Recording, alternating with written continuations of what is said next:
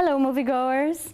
If you're a cinema fan crazy about extras, or if you just like to chill out on the sofa and watch a great movie, you may have seen a couple of films with Ireland in their DNA. No matter if they are Hollywood productions set in Irish landscapes, or if they are indigenous movies, you may have cried or laughed with them, and you didn't know they were from this piece of land. But what do they have in common? What's going on the backstage?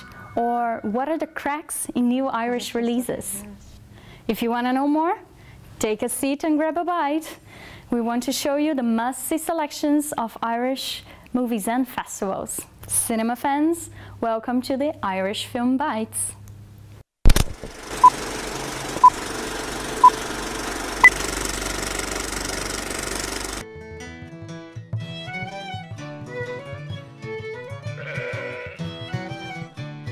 Today the video is for those that think there's no better combination than cinema and music.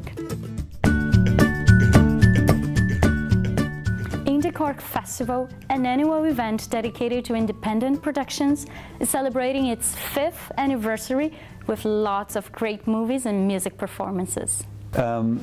Film and music have always gone together since the 1930s, but what we try to do is combine the two in the festival. So we try to get musicians to come to films, we try to get filmmakers to come to music, and we also have some events which combine the two.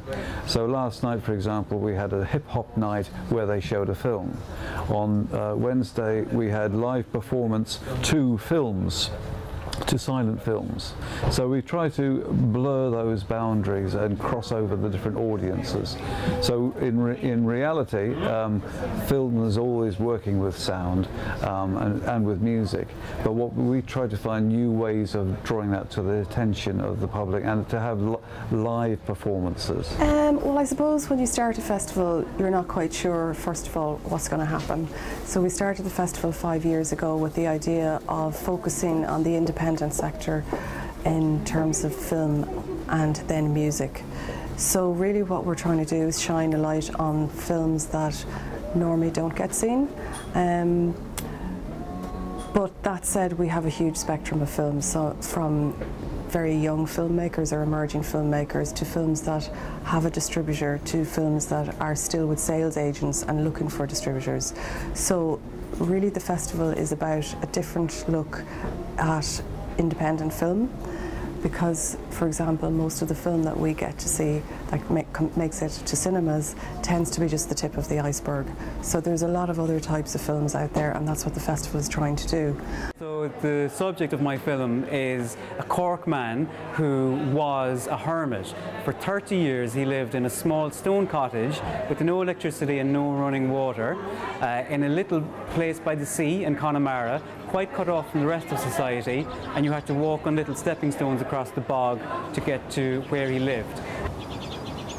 Well, I say one of the things that comes to my mind is that I think everybody needs a certain amount of solitude. There is so much noise in our lives today. You miss an awful lot if you're talking a lot, I feel. I do have some music in the film. Like, generally it's very slow and very, very sparse, and I really agonized over whether I would put music with it or not, because there's birdsong throughout, and I liked that, the natural environment was providing the soundtrack.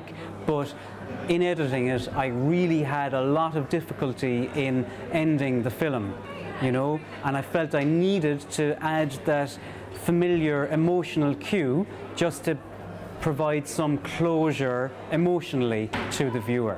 So I was very glad that Irene Buckley agreed to write a little piece for me. But it's very, very subtle and very, very restrained and very, very pared back.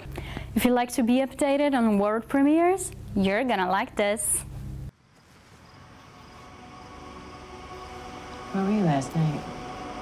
I was out. I heard you come home at 5 in the morning. With who?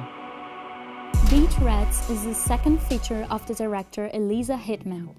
The movie tells the story of Frankie, a young man struggling with his identity, while taking drugs and seeking online to hook up with older men. The film won Sundance Best Director, and it's really worth watching.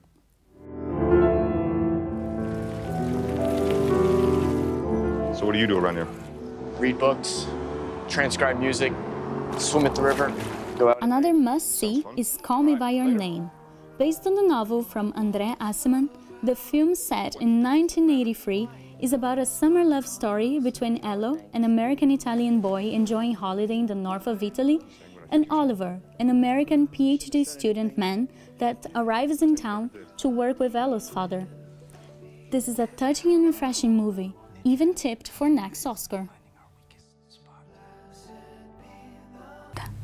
That was cool, wasn't it? If you liked this video, you should subscribe and stay tuned for the next releases. That's all, folks. Thanks for watching.